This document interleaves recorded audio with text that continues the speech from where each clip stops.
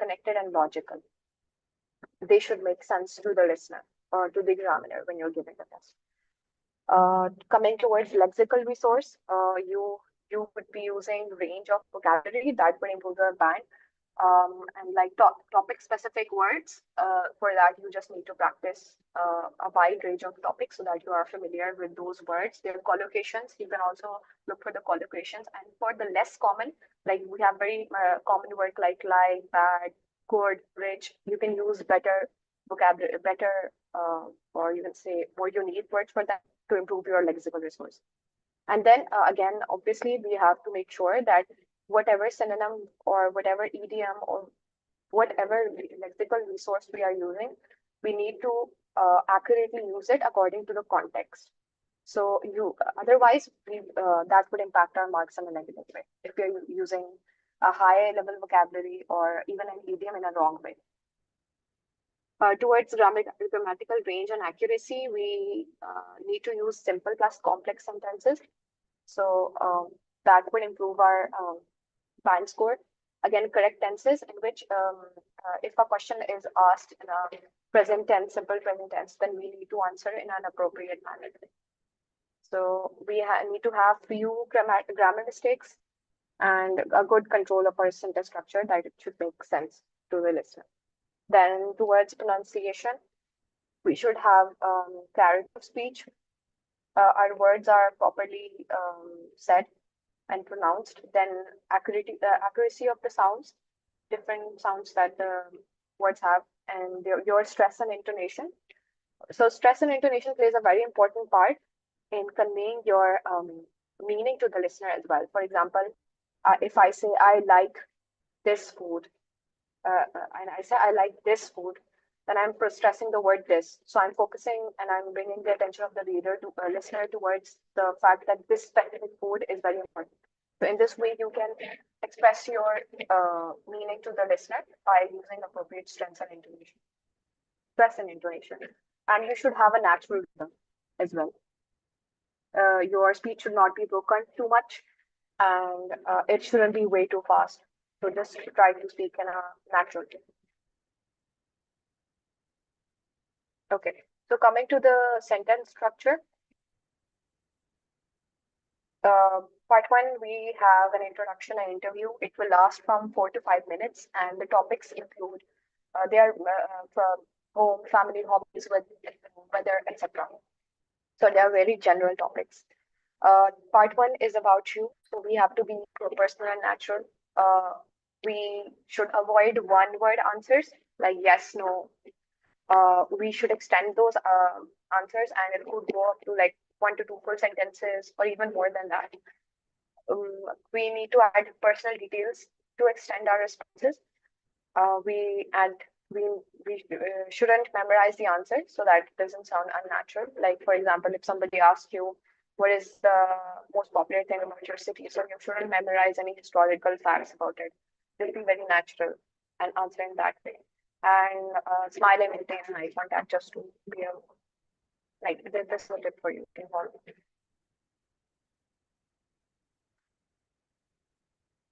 Okay. So for answering part one, this is a good structure to follow. First, you give the direct answer to the question, and then you either add a detail in that you can give a reason or even an example or a short story, a personal anecdote if you may. So your answer would be up to like 2 to 4 sentences. For example, we also have an example over here. The question is that do you like traveling? So a bad answer would be just to say yes. That does not show the examiner that you have a better grip on the language.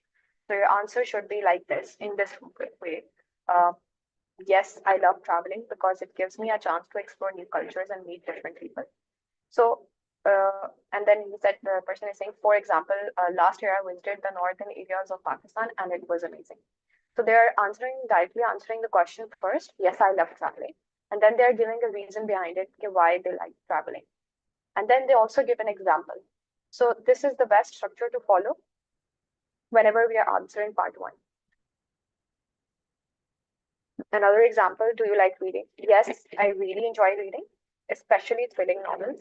I usually read in the evenings before bed because it helps me relax. For example, in last week I read the novel 15 Enough. So this is an example that you can also add personal story to it. Just extend your answer, and it shouldn't be too short. Okay, so this was about part one. Now coming to part two, we call it the long turn, or in this it also has a cue card. The whole time for this is 3 to 4 minutes total. We are given 1 minute to prepare, and we will be provided with a pen and paper. And then we have to speak up to 2 minutes on that specific topic that we have been given. On our cue card, we are going to be given a main prompt, and underneath them there are smaller prompts that are basically the subtopics of that main topic. So we have to cover all of them and speak in such a way that we are able to speak till 2 minutes until the examiner stops us. Um, okay. So basically we're given a cue card with bullet points. Okay, so tips for this is that you need to use your notes to guide your talk, and we need to aim for 2 full minutes of speaking. Otherwise, if we speak less than 2 minutes, then this will affect our task response. So it's better to just keep on speaking until the examiner stops us. Then we can organize our response in this way that we give an introduction about it, we give details, some examples, our personal feelings related to that, conclusion or summary if it makes sense for that topic. And to make it cohesive, we need to use linking words like firstly, for example, in conclusion, like this. Even if you don't know anything much about a topic, be creative, as the examiner is testing our language and not our knowledge. So this is for when you are faced with a topic that you're not very comfortable with. So we have to be creative in that way. So a little bit about taking notes. This is a template that you can follow. It can help you when you're doing your part two. You can divide your page into like 4 parts and just write the keywords only, because we only have 1 minute, so we won't be able to write sentences. And we need to obviously make sure that whatever we have written, it is clear to us so that we can look at it while we are answering or we get stuck while speaking. This is a template for notes. For example, this is a page that you have and you divide it into 4 parts. And for example, the prompt was about a gift that you had given to somebody. So who, for, what it was, where did you buy it, and then why it was special. Right. So I will divide my page into 4 parts and I'll write my keywords in the 4 sections. In this way, I won't be this is much easier to follow when you are speaking, so that you can cover all the keywords and then speak on it. Sure. Can you go to the previous slide? Okay, ma'am. Okay, ma'am. These are the we divide the page into section. My question is that, is it these points who is given in the cue card, or we just make it? These are Yes, the these are points. the prompts. These are the prompts that are given in the cue card. Like over here, the main prompt is about a gift that you have given to a person that's special to you. So these 4 points are basically the sub points that are given in the cue card, in the bullet points. So that is Okay, why sure. how you divide. And if you want to Mhm. add more, you can. But that we will talk about how to extend your answer in the next slide. Okay. No, I think Okay. it's a good idea. Yes. If anyone else has a question, you can ask me, right? Okay. So extending part two. So sometimes it happens that we have covered all our sub points and the examiners would, like, the person has not stopped us and we have to go on. So in that case, what we can do is that we can go with 2 strategies. Either we talk about the past, present, future. Like I have covered all the bullet points, and now I'll be talking about this in the past, last year, for example. If I'm talking about the previous prompt, then I could say it like this: that in previously, um, I have given gifts to people in this way. At the moment, I do this, and in future, probably if I change my strategy of giving gifts or something. So it will depend, vary from question to question. But this is a good idea if we run out of things to say. Talking about the past, present, and future perspective. And if it is about a thing or something like that, then we can also talk about the advantages or disadvantages. So this is a good angle to talk about the topic and extending your part to response. Like, and we can say it like this: one of the good things about this is, or in disadvantages, we can say, on the other hand, there are a few disadvantages to this. So it will depend on the question that we are given. Okay. So here, example of a cue card is that describe a book that you enjoyed reading because you had to think a lot. Okay. You should say what this book was, why you decided to read it, what it was about, and explain why you enjoyed reading it. So if I talk about the template on making notes, then you divide the page into 4 parts. The main topic is about the book that you have enjoyed reading, and in the 4 sections, you will write what this book was, why you decided to read it, what it was about, and why you enjoyed uh, reading it. So in that, you can put 3 to 4 keywords and explain them while you're answering. This is a shortened example, sample answer for the previous question. One of the books that I really enjoyed reading is Thinking Fast and Slow by Daniel Kahneman. And I decided to read this book because one of my university professors recommended it during a psychology lecture. So this covers that why you decided to read it. He said it would completely change the way we look at decision making, and that may be curious. So this answer actually includes 2 to 3 details regarding that one sub point. Then is the next part is explaining that why like what the book was about, right? So the book mainly explains 2 ways in which our brain works: the fast automatic emotional system and the slow logical deliberate system. It gives many real life examples of how we often mistakes in judgment because we rely too much on the fast system. So this is explaining that what that book was about. And the next part is about why you enjoy that reading. So I enjoyed this because it was not only informative but also uh, made me reflect on my thinking patterns. So this is an example of a complex structure as well, but not only, right, but also. So this in this way, we are also getting a good band score for your grammatical range and accuracy.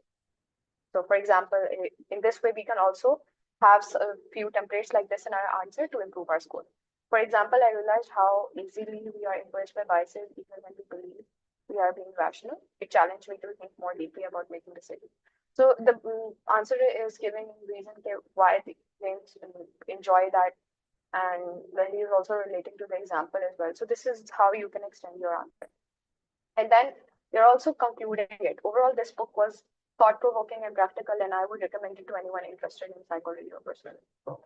So this is also a good idea to answer your part 2 response.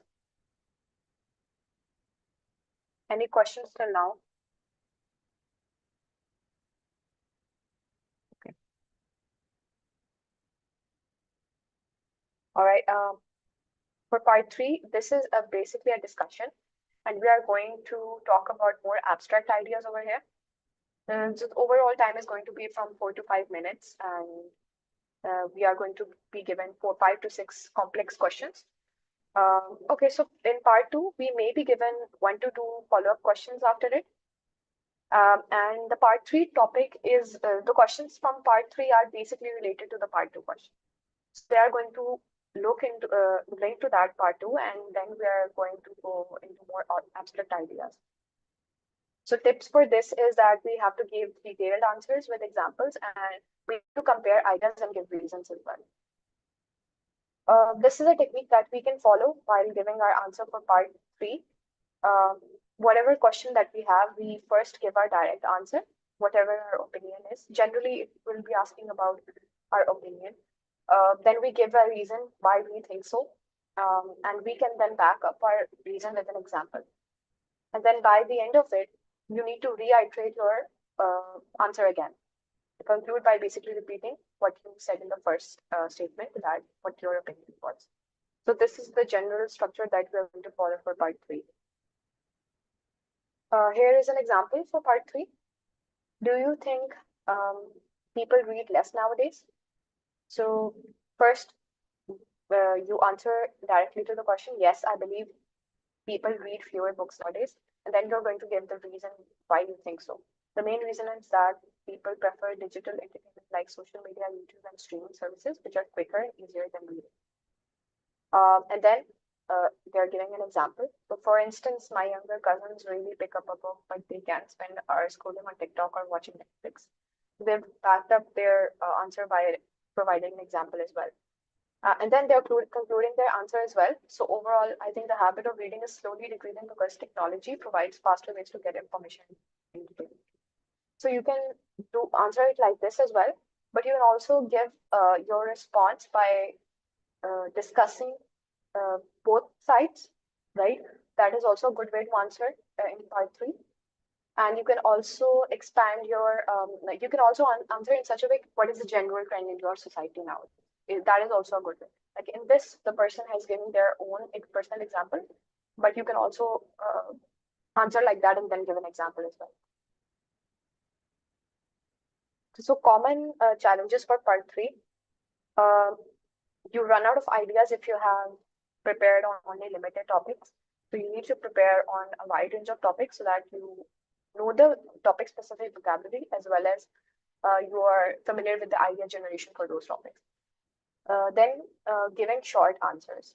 That is also a problem because we need to speak for at least 30 to 45 seconds for this, minimum 30 seconds. And you can only do that if you are giving long answers because in the long answers, you are able to show your language range and your vocabulary as well. Then if you are overthinking while you are speaking, so your speech would be broken and then it would sound unnatural and then it would also impact your fluency. If you are not using any linking words, your answers would sound disconnected and they won't be coherent to the listener. And if you are overusing memorized phrases, then that would also sound fake. So don't do that. You can use phrases, but you need to use them in the right way, in the proper context. Then it can only improve your band score. Okay, so these are some of the tips that you can follow. You can practice common topics in advance. You can record yourself and then listen for mistakes, playing the recording of your speaking. Practice. Avoid memorized speeches. Try to speak naturally. Yes, in the exam, if you are not clear about anything, if you misheard the question, or even if you don't know the meaning of a specific word or even the question itself, you can ask the examiner that, can you repeat that, please? Can you explain this word? But try to not to do that for all the questions. That would impact your scoring. And then you can also use fillers naturally if you need some time. That is a delaying strategy that you can say, I've never let me think on this. Well, I've never thought much about this. This is a topic that I'm not familiar with, but if I were to say on this, so this is how you can start your answer as well. Then obviously expand your answers. You have to expand the answers with reasons, examples, and comparisons. Yes, we could do general comparisons. There is, like, if you're talking about any opinion, so you can say that on the other hand, some people believe. This is also a good way to answer your, give your answer. If you are interrupted, then don't panic. Because that is basically why they want to ask the next question. So don't feel panicked about it. Okay, so for practicing at home, simulate your test conditions with a timer. Prepare topic-based vocabulary. This is very important. Look for collocations related to those topics that will improve your band score. You can work with a partner or even practice alone. You can see model answers for structure, but don't memorize them. And then use a variety of tenses and sentence structures. I think 1 or 2 are enough, but they should sound natural.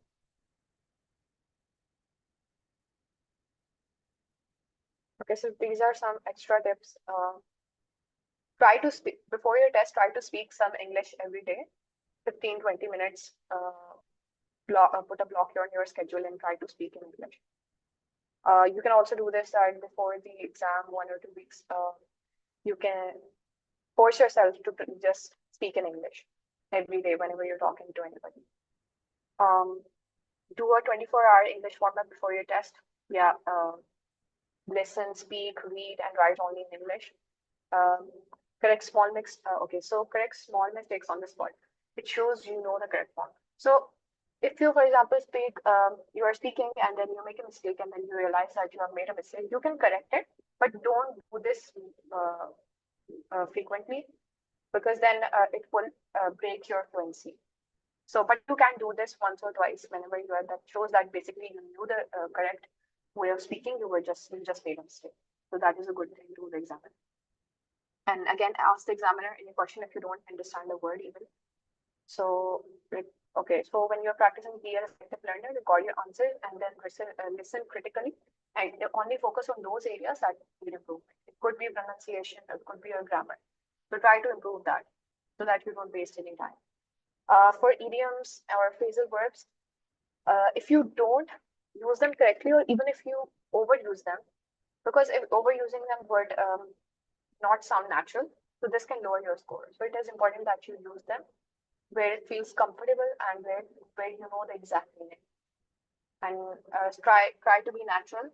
Use stress and intonation to sound normal and not very robotic or a formal or in a formal way. These are some of the resources that you can use. You can check out these YouTube channels, IELTS Advantage, English Speaking Success. There are some books by these people as well, Asad Yaqub and Kiran Makar. And on this Discord channel, you can go and practice for your speaking as well. There are people from all over the world, so that would also help you. And these are some of the websites that you can also use to check the common questions and how you should answer uh, in speaking test. So that is it. Does anyone have any question?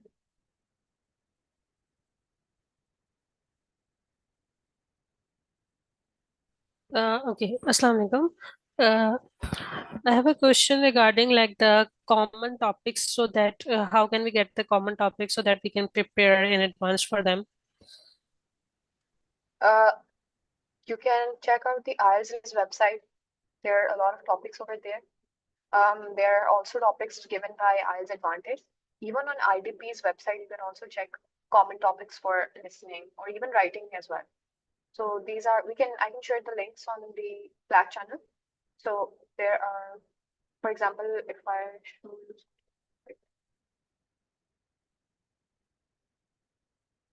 let me share my screen again.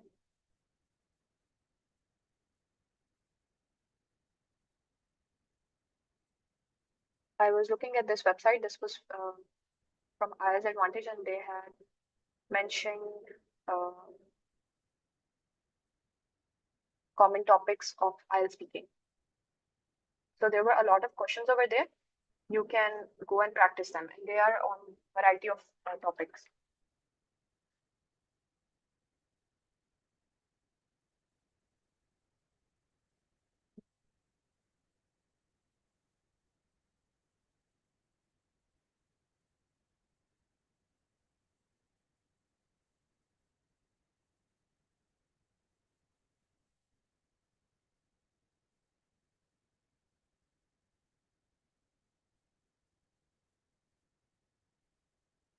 Okay, I'll share the link in the chat.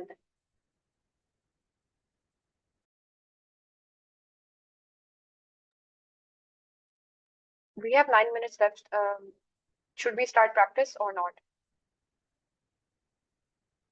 Sir Abdurrahman, what do you say? I think we need to take some more question if someone have any question. Okay, you may ask your questions if anybody has.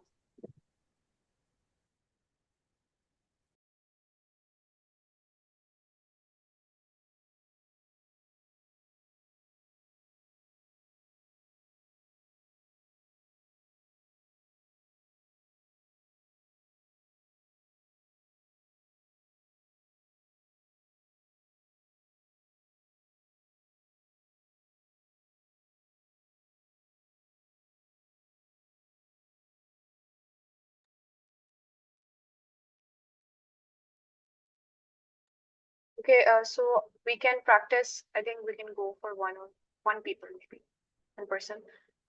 We can ask part one questions today, and then tomorrow we can also do more practice on part one. Who wants to go as a volunteer for this? So we are going for the mock test, right? Yes. We Okay, just I have a few volunteer minutes to be left, but first. okay. All right.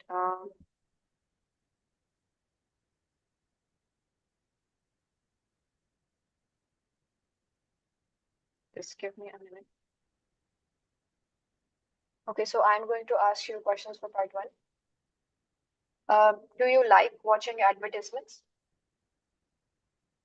Who likes watching advertisements? We all do not like watching advertisements, whether it is on TV, whether it is on in the newspapers, whether it is the print media or the media we consume through our eyes.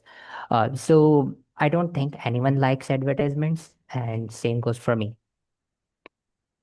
Okay. All right. So your next question is, will you buy something because of an advertisement? I think yes, because advertisements play a very important role in our life. If we do not have advertisements, we do not get to know that something is in the market. So yeah, most of the things that I buy, I think I have bought because I have seen its advertisement before. Okay. How do you feel when you see pop-up ads on the internet? I feel annoyed, basically, because uh, I did not like such kinds of advertisements in which you do not opt in and it just comes out of the blue. So it is not a thing that I'm very fond of. Okay. Do you like funny or serious advertisements? Um, If we talk about the advertisements, I like the humorous ones because serious advertisements really manipulate your mood in a very bad way. So in past, I've seen advertisements like there was a company in our country called Ufone, and it presented ads in a very humorous manner, which people from all parts of the world liked. Okay. What makes a good advertisement? I think a good advertisement needs to be related to the product, of course, and also it should be able to connect with the audience. For instance, if I am a student and I'm being presented and advertised, the advertise should be related to my needs. If an advertisement is able to connect with the audience, uh, present things that are really required, then I think it's a good advertisement. Okay. Um, do you like art? Since I'm from an engineering background, I am not into art that much. Okay. Do you think art classes are necessary?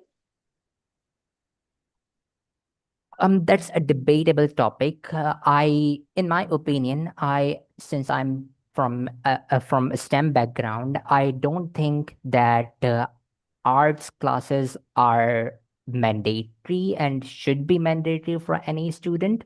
However, I do agree on the point that art is a part of life which we cannot neglect. Okay. Okay, so I'm going to stop your mock test. I'm going to give you a review of your answers. Okay, so Mhm. in the start, Okay, let's cover the positive things. Your speed is good. You are fluent enough, and you have no problem with idea generation, and your vocabulary is also topic specific. Like you talked about audience and connecting with people, right? So that is a plus point. One thing, in first two, three questions, your structure was a bit off because you were not directly addressing the question. Like, for example, if my question was, do you like watching advertisements? You started with a bit of background that some people like, some people don't, right? But try to start your answer by directly addressing the question. Like, yes, I do like it, or yes, no, I don't, and then expand on this. This is the way, but in the later on, like next questions, you were following the structure in a good way. Like it was good. And then again, you gave a reason, and for some, you gave examples as well. So that was a good part. One question I asked you was, do you like art? I think you haven't thought much about it, so you didn't have any more to say on it. But in this type of questions, if you don't even agree with it, you can say, like, however, whatever you are into, you can say, I don't really like art. However, since I was a child, I have been into playing video games and or reading, just you can say reading articles or related to technology since I'm in a STEM background. So just try to expand your answer because your answer was up to 10 seconds maximum. So that is very less. Your other answers were up to 20 to 30 seconds, which is a good. So that would be my, and yes, so just try to practice. Even if you are faced with a question or topic that you haven't really thought much about, try to expand your answer by even talking about the other side. Um, when you talk about, do you think art classes are necessary? In the start, your answer made sense, but I think I got thrown off by the last part that you said that, like, you are kind of building to a point and then you change your points. Maybe that was my hearing or something, but that is my overall feedback for you. Yeah, I think I made a mistake there because I first established my position and then changed that art is also part of life. Yeah, So, so this strategy is best for part three because in that you are talking about like abstract ideas, right? For part one, try to be more personal in your answers. Like, just give an example. Talk about what you feel, not what general society is or generally people like that. ma'am, how That is, long does the answer need to be? you Because can. in part one specifically, uh, I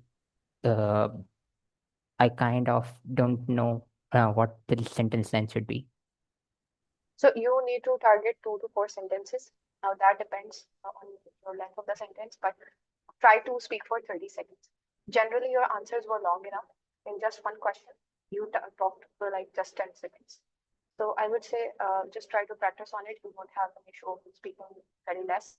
Just 30 seconds, I think, is a good um, length to like time to speak.